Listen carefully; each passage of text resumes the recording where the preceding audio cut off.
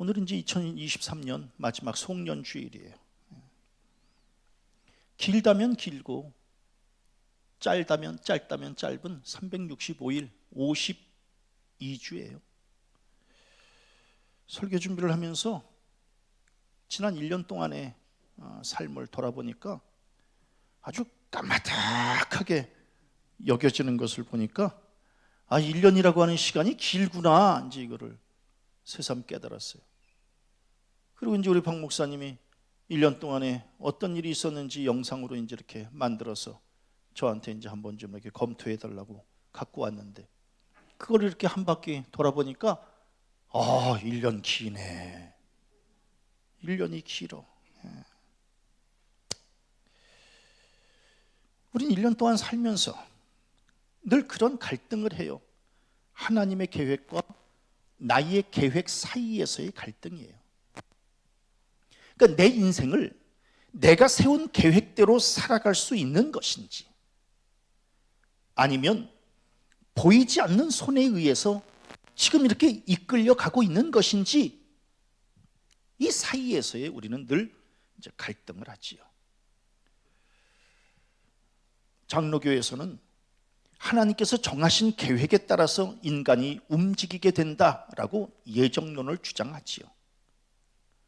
그런데 감리교에서는 하나님께서 인간에게 자유의지를 주셨기 때문에 스스로 판단하고 결정해서 스스로 책임을 지게 하는 그러한 존재로 우리는 살아가고 있다라고 이제 우리는 믿고 있어요. 그래서 이제 그런 생각이 들어요. 과연 하나님께서 우리에게 어느 정도의 재량권을 주셨을까? 이게 중요한 논제가 되고 있는 거예요. 하나님께서 우리에게 어느 정도의 재량권을 주셨을까? 저는 감리교 목사로서 예정론을 믿지 않지만 오늘 성경 말씀처럼 여호와께서 사람의 걸음을 정하시고 라고 하는 이 말씀은 인정하는 편이에요.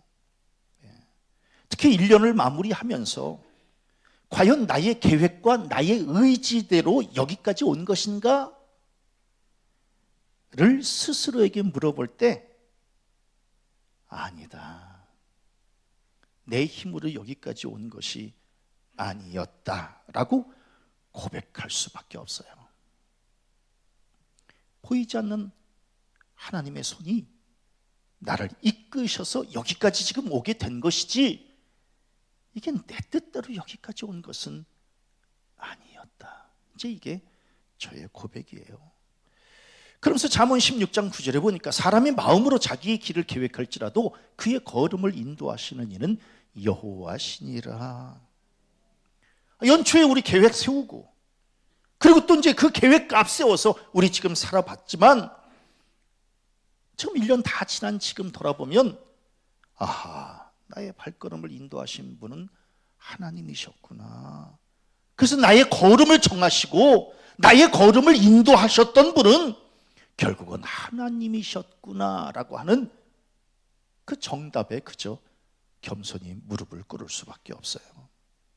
그런데 너무 감사하게 오늘 성경 말씀 23절에 보니까 그의 길을 기뻐하시나니 이렇게 말씀하고 있어요.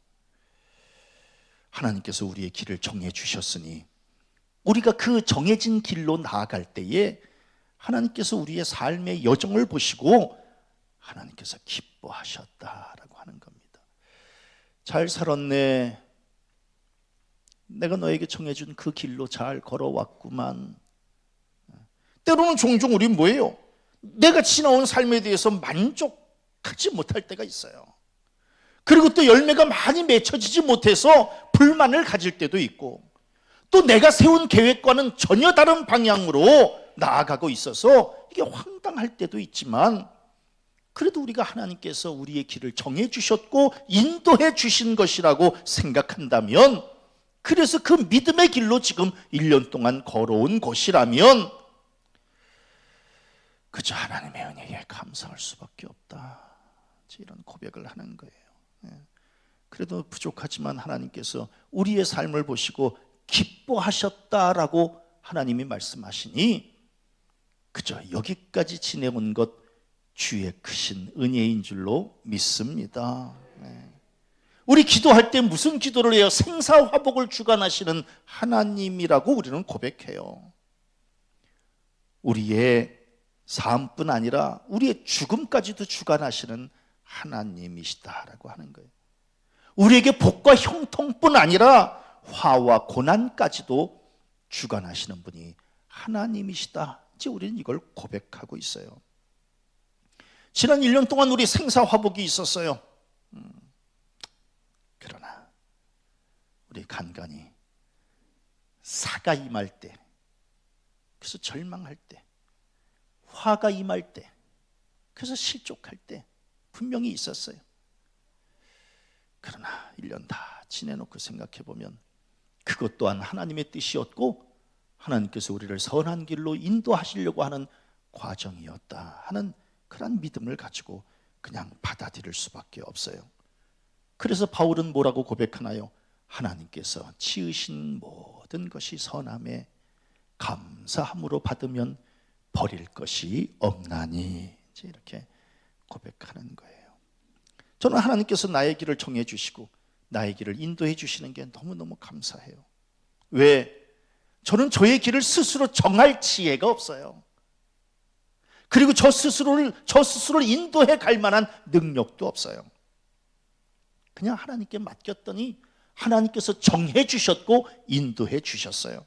그래서 하나님이 정해 주시고 인도해 주셔서 그냥 여기까지 온 것이기 때문에 그냥 감사할 수밖에 없어요. 정해 주신 하나님, 인도해 주신 하나님, 그냥 그 은혜가 감사할 뿐이에요. 분명한 게 있어요. 저는 하나님의 선하심을 믿어요.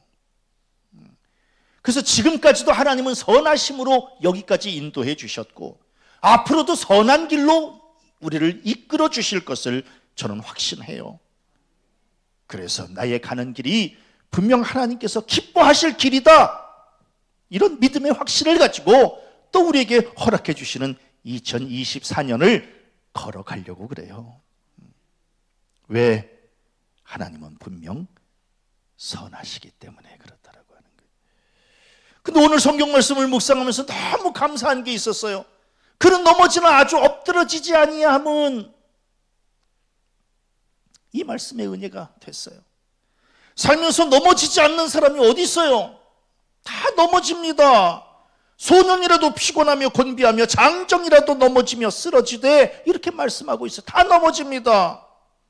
최 목사 1년 동안 수없이 넘어졌어요. 우리 성도들은 안 넘어졌습니까?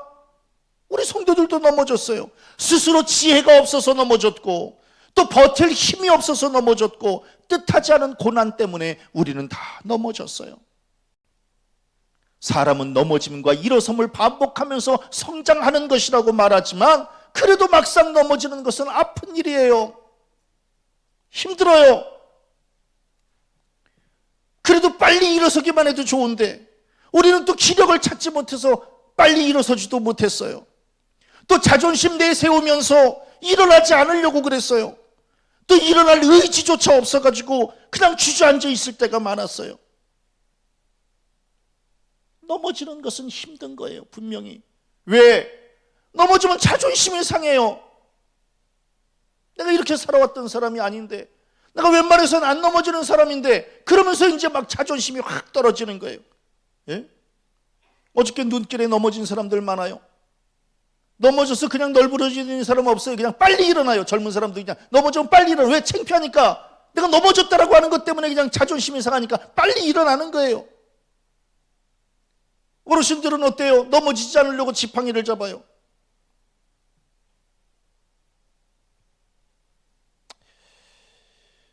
어르신들에게 있어서 지팡이는 굉장히 자존심 상하는 일이에요. 옛날에 어머님 계실 때에 어머님 집을 이렇게 방문을 했는데, 어머님 이렇게 문 바로 옆에 지팡이가 이렇게 놓여져 있었어요. 깜짝 놀랐어요, 제가. 어머니 이게 뭐예요? 그랬더니 저희 어머님도 그냥 깜짝 놀라시더라고요. 왜?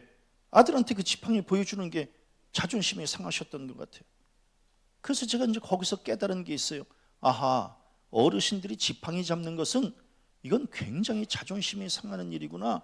그래서 다음부터 어르신들 앞에서 지팡이에 대해서는 절대로 물어보지 말아야 되겠다. 이제 이걸 제가 이제 깨닫게 됐어요.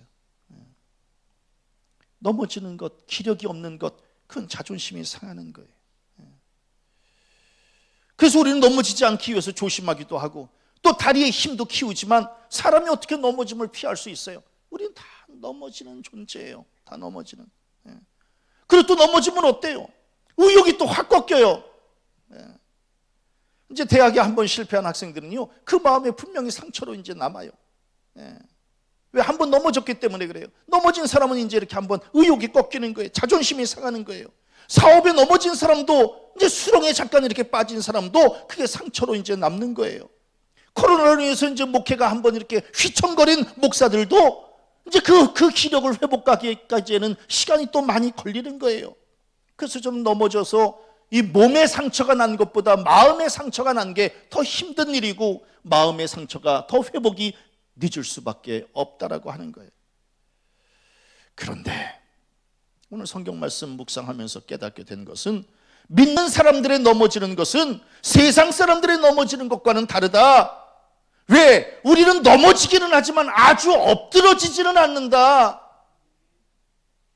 우리도 사람이기 때문에 넘어지기는 해요. 그러나 아주 엎드러지지는 않는다. 왜? 넘어짐이 끝이 아니라 넘어짐은 과정에 불과한 것이기 때문에 그렇다. 우리 성도님들 살면서 나는 절대로 넘어지지 않는다. 절대로 그러지 마세요. 그런 사람 못 일어납니다. 그것처럼 교만한 일이 어디 있어요? 나는 절대로 안 넘어지는 사람이야. 그러다가 이제 한번 넘어지면 못 일어나요. 성격 안 좋은 사람입니다. 그럼 어떤 사람이 좋은 사람이냐? 사람이 넘어질 수도 있지. 이런 사람이 좋은 사람이에요. 예? 사람이 넘어질 수도 있지. 최 목사도 마찬가지예요. 저 옛날에 나는 안 넘어져 이렇게 생각을 했는데 하도 넘어지니까 이제 무슨 생각을 하냐면 사람이 넘어질 수도 있지 뭐. 옆 사람하고 인사합니다. 넘어질 수도 있지요. 넘어질 수도 있는 거지. 그러면서 넘어졌을 때 스스로에게 격려하고 스스로에게 용기 주고 그런 사람이 좋은 성품으로 다시 일어날 수 있는 거지. 나는 절대로 안 넘어져. 그러다가 이제 한번 넘어지면 못 일어나는 거예요. 굉장한 교만입니다. 사람이 어떻게 안 넘어져요? 목회하다가 어떻게 안 넘어져? 넘어질 수도 있는 거지.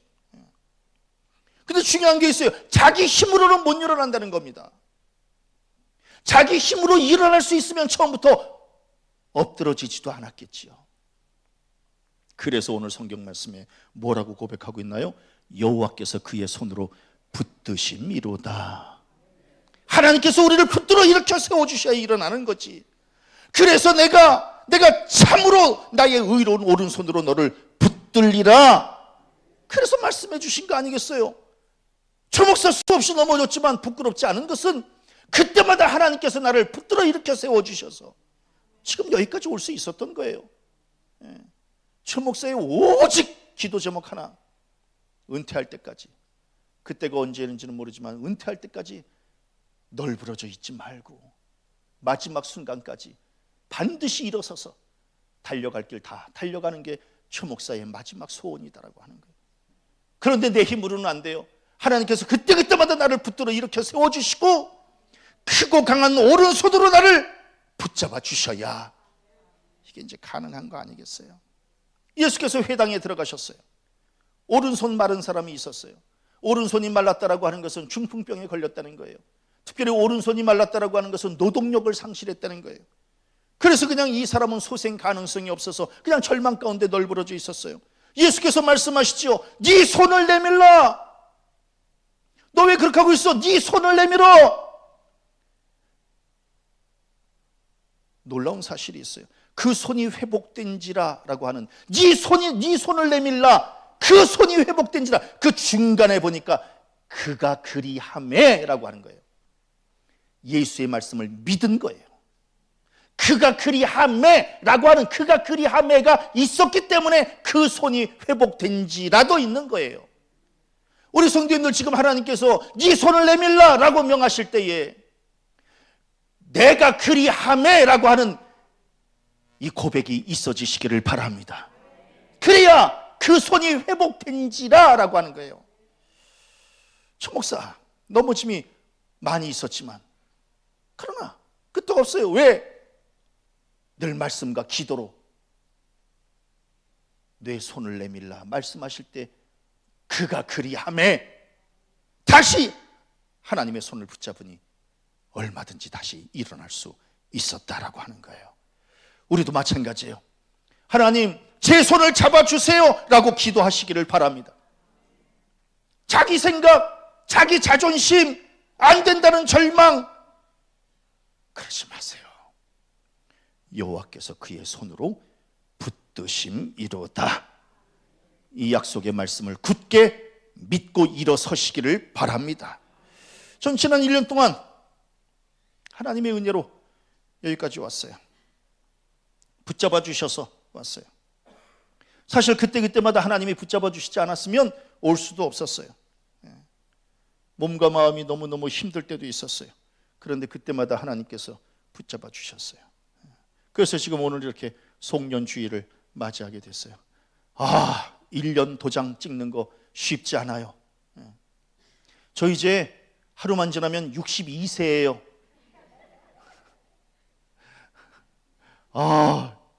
1년 쉽지 않아요. 그러나 달려갈 길 다 달려갈 거예요. 내 힘으로가 아니라 여호와께서 그를 붙드심이로다. 이 믿음 가지고 가는 거예요. 그런데 오늘 성경 말씀해 보니까 너무너무 감사해요. 너무너무. 다윗은 의인이 버림을 당하거나 그의 자손이 걸식함을 보지 못하였도다 이렇게 말씀하고 있는 거예요. 이게 정답이다. 의인이 버림을 당하거나 그의 자손이 걸식함을 보지 못했다는 겁니다.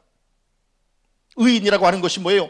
하나님을 그 심령에 모신 자고 예수를 영접한 자고 하나님께서 의롭다고 칭해 주시는 자예요. 다른 말로 하면 여호와를 경외하며 그의 계명을 크게 즐거워하는 자, 이게 바로 의인이다라고 하는 거예요. 즉 여호와를 경외하며 그의 계명을 크게 즐거워하는 자는 절대로 버림을 받지 아니하고 그 후손이 걸식함을 보지 못하도록 하나님께서 책임져 주시겠다라고 하는 약속이에요.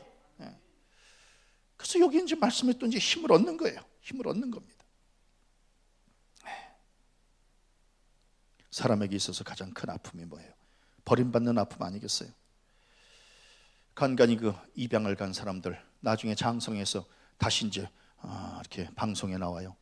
그러면 어렸을 때 부모님이 자기를 버렸다라고 하는 것 거기에 이제 이렇게 큰 상처를 받았다고 말들을 해요. 그래서 이게 버림받는 죄, 이 버림받는 이 아픔이 이게 가장 큰 아픔이구나. 이제 이걸 또 새삼 깨닫게 되는 거예요. 사회에서 버림받으면 교도소로 가요. 교도소에서 버림받으면 독방으로 가고요. 그리고 이 세상에서 버림받으면 또 사형대로 또 올라가요. 물론 그것도 큰 비극이지만 더 큰 비극은 구원에서 버림받으면 심판으로 가고요. 천국에서 버림받으면 지옥으로 가는 거예요. 저는 우리 성도들 버림받지 마시고 택함 받으시기를 바랍니다. 버림받는 건 힘든 거예요. 아픈 겁니다. 그래서 하나님께서는 의인은 사람들로부터 버림받지 않고 꼭 필요한 존재로 인정받게 해주시고, 그래서 뭐라 그래요? 나를 눈동자같이 지키시고 주의 날개 그늘 아래 감추사. 내가 너를 버리지 않는다. 걱정하지 마라. 하나님은 어떤 하나님이에요? 나를 눈동자같이 지키시고 주의 날개 그늘 아래 나를 감춰주시는, 보호해주시는 하나님이신 줄로 믿습니다. 또 뭐라고 말씀하고 있어요? 내가 너를 내 손바닥에 새겼다는 겁니다. 걱정하지 마라. 내가 너를 내 손바닥에 새겼어. 언제나 너를 들여다보고 있어. 언제나 너를 잡아주고 있고, 그러니까 걱정하지 말아라. 내가 너를 기억하고 붙잡아주고 품 안에 안아주니 염려하지 말아라. 그래서 너희들이 지금 송년주의를 지내고 있는 것이다. 이렇게 지금 하나님이 우리에게 말씀하고 계시는 거예요. 그러니까 이 말씀 묵상하면서 너무너무 감사했어요. 예수께서 우리에게 너희는 세상의 빛이요 소금이라고 말씀하신 것은 성도들은 절대로 세상에서 버림받는 존재로 사는 것이 아니라 꼭 필요한 존재로 살고 세상을 변화시키는 존재로 살아야 되고, 하나님의 영광을 드러내는 삶을 살아야 되고, 세상 안에서 꼭 세상의 빛과 소금이 되어져서 언제 어디서나 그 맛을 내고 그 빛을 발하는 존재로 살아가라고 우리를 세워주신 거지. 버림받고 쓸모없는 존재되고, 그건 너무 비극적인 거예요. 저는 우리 성도들은 어떤 삶이에요? 분리된 삶이 아니라 구별된 삶이다라고 하는 거예요. 우리는 세상과 분리된 존재가 아닙니다. 구별된 존재로 지금 살아가고 있는 거예요. 저는 우리 성도들 세상 사람들 앞에서 하나님의 영광 가리지 마시고요, 손가락질 받지 마시고요, 그렇게 살지 마세요. 하나님께 인정받으시고요, 붙잡힌 바 되어지시고요. 그래서 저는 1년 동안 하나님이 그래도 이렇게 붙잡아서 써주시는 건 너무 감사하고, 또 사람들에게 사랑받는 존재로 살아갈 수 있도록 인도해 주신 것도 감사하고, 또 부족하지만 저희 가정이나 또 저희 교회 하나님께서 지켜주신 것도 감사하고, 그래서 그냥 1년 지내면서 하나님 앞에 감사의 고백밖에는 할 것이 없다라고 하는 거예요. 그런데 오늘 성경 말씀 보니까 또 놀라운 게 있어요. 뭐냐면 의인의 후손들을, 즉 우리의 자식들을 궁핍하여 걸식하지 않도록 물질적으로 축복해 주실 것이고, 은혜를 베푸는 존재로, 구워주는 존재로 우뚝 서도록 축복해 주시겠다고 약속해 주셨어요.